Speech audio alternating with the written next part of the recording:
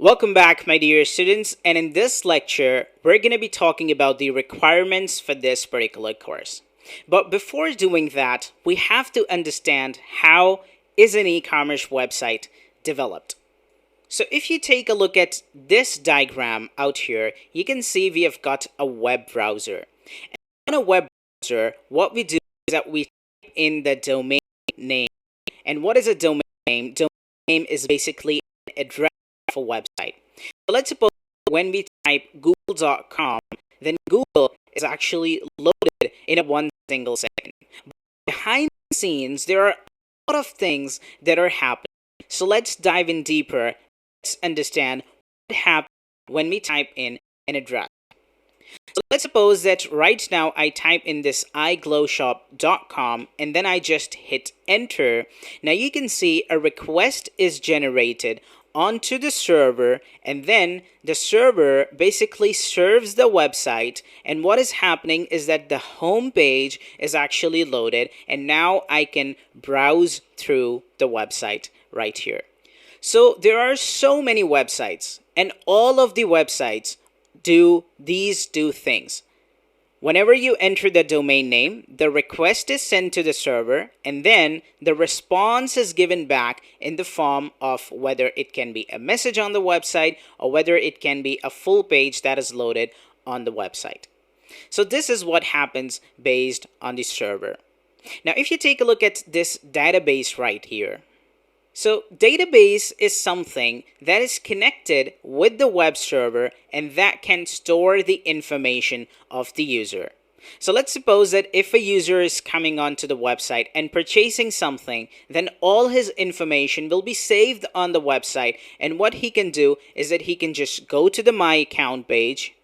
Now what is happening is that the My Account URL is actually coming here. The request was sent to the server, and now I have got a response back. So let's suppose that now I try to log into the website, and now I'll just enter the email address, and now I'll enter the password, and now I will hit login. So on just clicking login, you can see that the page is reloading, and now it will log me in. So how did it log me in, and where is it getting my name from here? And now if I just go into my address, then where is my address stored? That is coming here. And even if I go to my orders, there is going to be a list of all the orders that I have made. Everything are coming right here. So how they are coming? They are basically stored in the database. So in order to create an e-commerce website, you need to have a web server, and on the web server, you also need to have a database where you can store the information of the user. Not only that, you can also store the product list. Like there are so many products out there, so every product will be shown here. So all of the products information are also stored in the database. Whether it's the title of the product or whether it's the price of the product, everything is stored in the database. Not only that, even if I just click Add to Cart button, now you'll see this product will take me to the cart page. It says blue suit for men has been added to the cart, and now even if I just go ahead and I just refresh this page, this message will be gone, but this particular product will remain in my cart page. And the reason for that is because this information is stored in the database. So now we know that in order to build any type of website, you need to have a web server and a database that can hold your user information, your product information, and everything. Now, in order to build an e-commerce website, back in the days, you needed to know a programming language like HTML, CSS, JavaScript, PHP, and PHP was used to connect to the database to get the information of the user.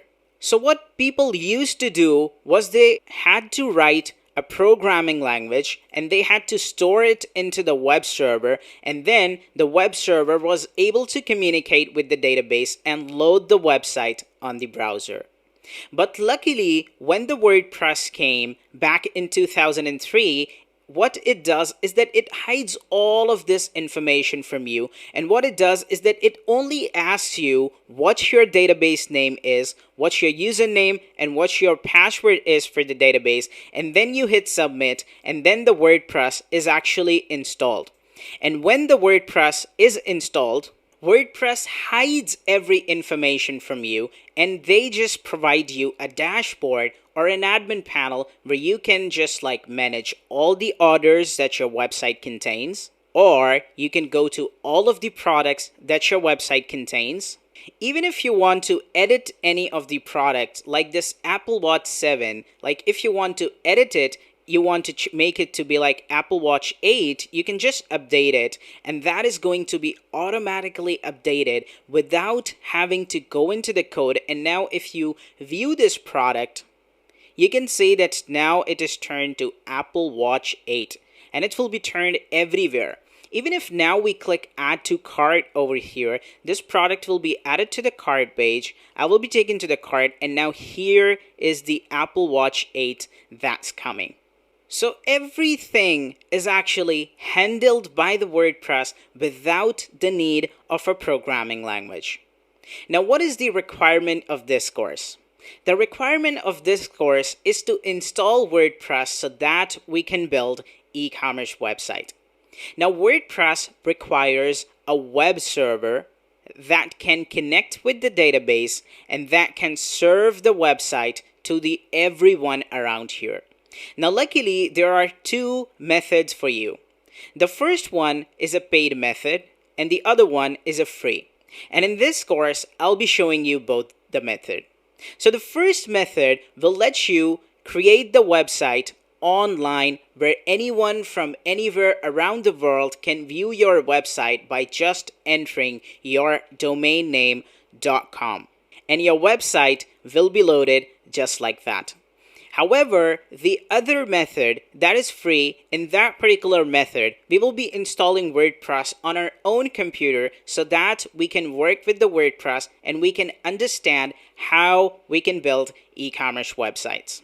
So if you go with the web host, that is the paid method, then you would be getting a domain name, you will be given domain emails, and your website will be accessed anywhere on any device. And not only that, you will be able to edit the website by just logging into your admin panel by just typing /WP admin, and then you will be able to enter your username and your password.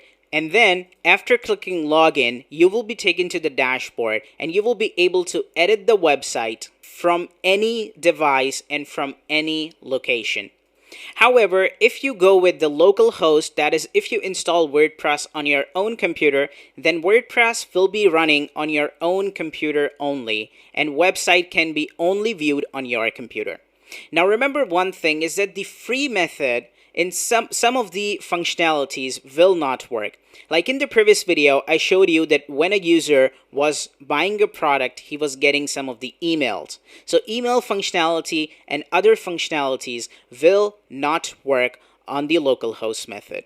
So now in the next lecture where it says let's get the web hosting, I'll show you how you can go ahead and how you can get the web hosting and how you can get your free domain name and how you can build and set up your e-commerce website so that anyone can just enter your domainname.com and he will see the website. However, if you are on a tight budget and you want to install WordPress on your own computer, then you can watch the next section where it says install WordPress locally. Watch this section if you do not wish to buy hosting. In this particular section, I'll show you how you can install WordPress in Windows or how you can install WordPress in Mac operating system, and then you can follow this particular course onwards.